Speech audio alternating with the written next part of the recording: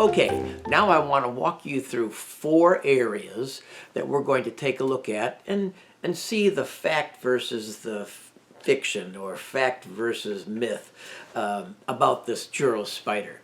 The first one is going to be this.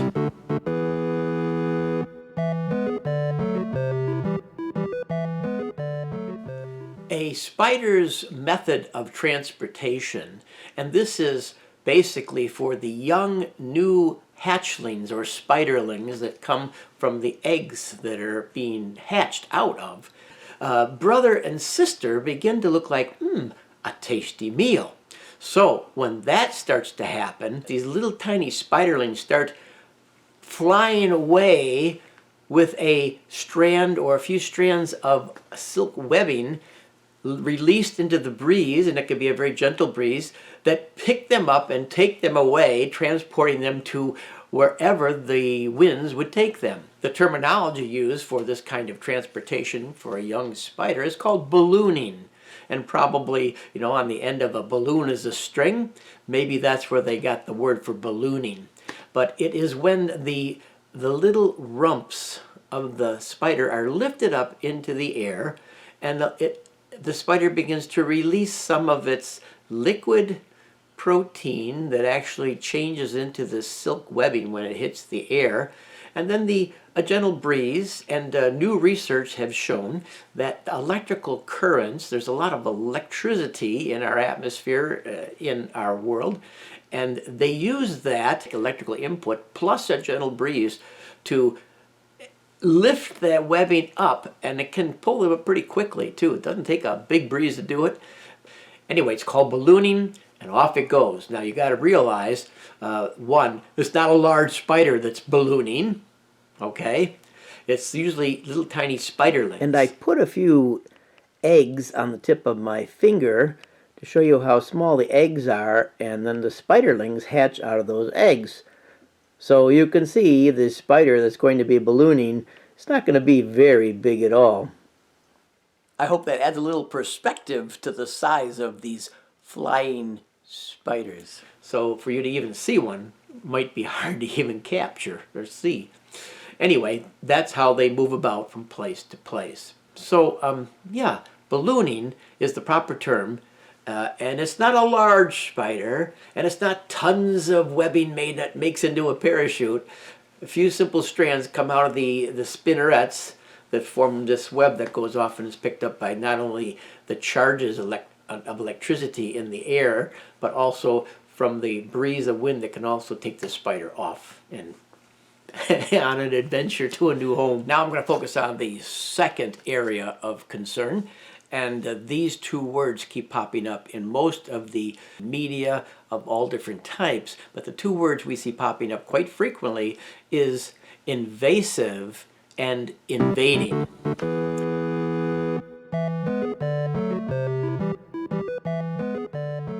Now let's begin by sharing what the definition of invasive species is. And I draw some of this information from not only the National Geographic Society, but also some of our U.S. government programs that have come up with the definition for an invasive species. It's 2 parts to the definition, and to be totally encompassing of the definition, you have to fulfill both parts for it to be totally true. So here's the definition of an invasive species.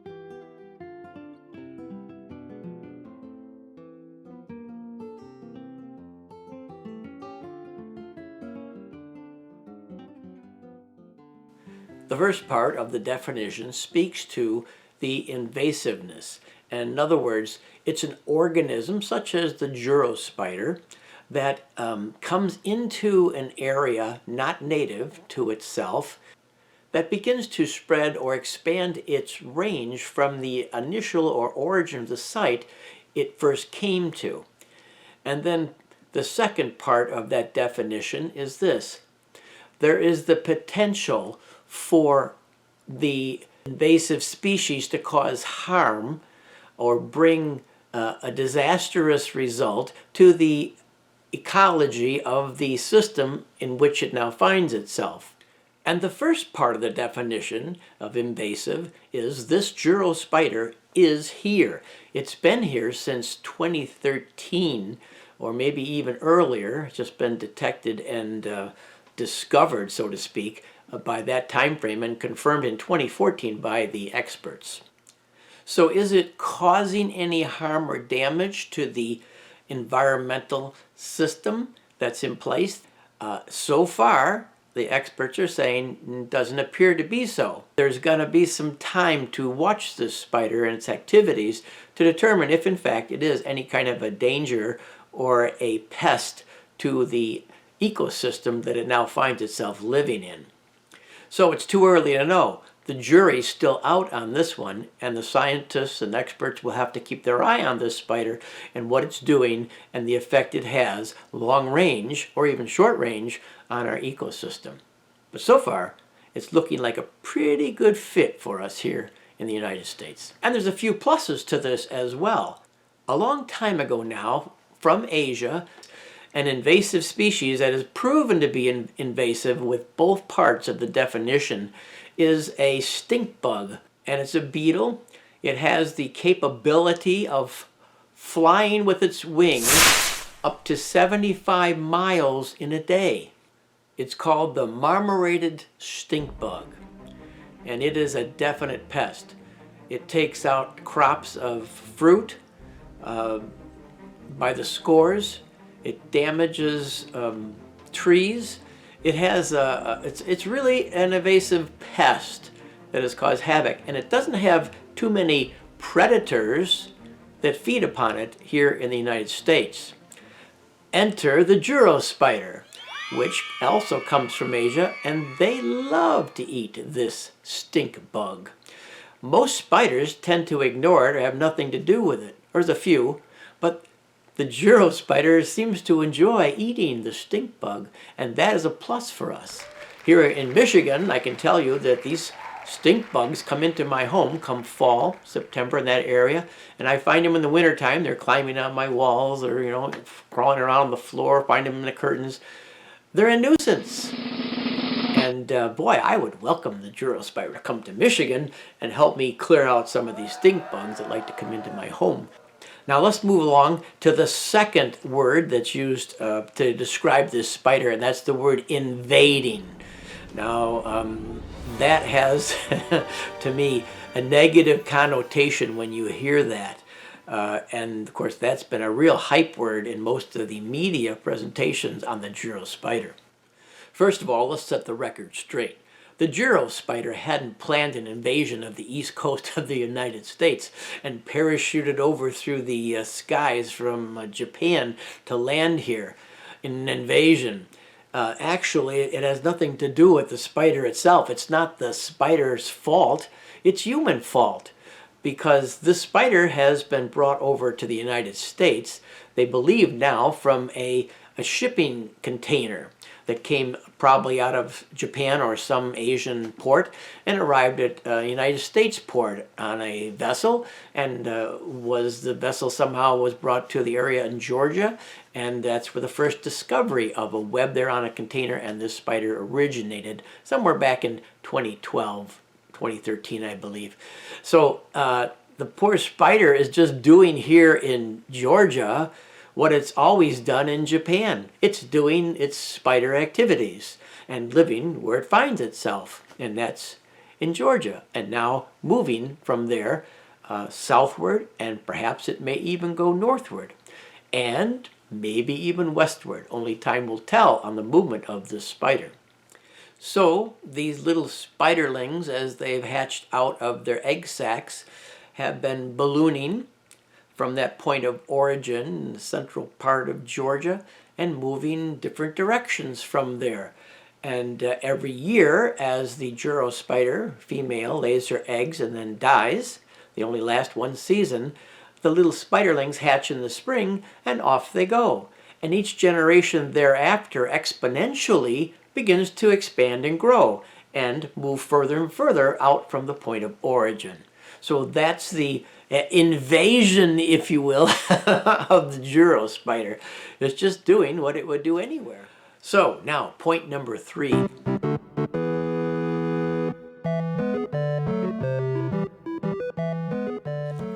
So will this spider move across the United States? Well, I can tell you this, it has the possibility to do so. And here's some considerations to think about. This Joro spider, unlike its cousin, the golden silk orb weaver, that makes its home in the warmer tropical climates of the south part of our country, all the way down to New Orleans and some of those areas. It enjoys living where it's warm.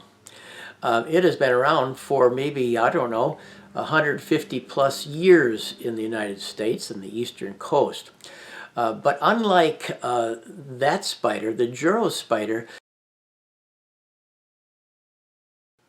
its higher metabolism and heart rate and shorter reproductive cycle make for a better chance for this spider to survive in colder temperatures and climates. Some of the earlier tests have, with using frost, that the spider is resilient to some of the frosting, colder temperatures that most of our spiders could not withstand. So the Joro spider has a better chance and potential likelihood of it moving into more northern areas from where it's at now, or maybe even across the United States. And I would love to see it come to Michigan. I'd love to have it take out some of those brown stink bugs. Like this one I found just a couple days ago. Yeah, that's the culprit. I'd like to have these guys eliminated. So with the fruit growers. And only time will tell on this movement. So everybody will be having a close eye on the Joro spider over the next several years to see where it migrates to. And finally, number 4.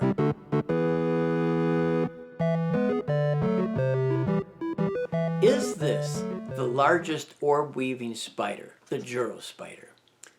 I believe the Joro spider's cousin, the one we've been talking about here in the United States, Trichonephelia clavipes, formerly known as Nephelia clavipes, I believe that one is the largest orb-weaving spider in the world. Down further southern area, like in South America, in some of the tropical areas, this spider that we have here has known to grow up to 5 inches, and that would make it the world's largest orb-weaving spider. So next time you see a ballooning youngster of the Joro species, well, you'll be lucky to even see it, because remember, itsy bitsy tiny spider doing the ballooning. Anyway, if it lands and you do happen to catch it, hey, welcome it in. And perhaps it'll be dining on those pesky, invasive, brown stink bugs that nobody seems to like. But the Joro spider. Next time, I'm going to break down the differences between these two spiders. The one I call a cousin. I believe it's got some ancient history here going on, and I'd like to do some more research on that. So, until next time, hey, thanks for watching. Have yourself a great day. And watch out for falling spiders that are parachuting, maybe, to a town near you. Bye.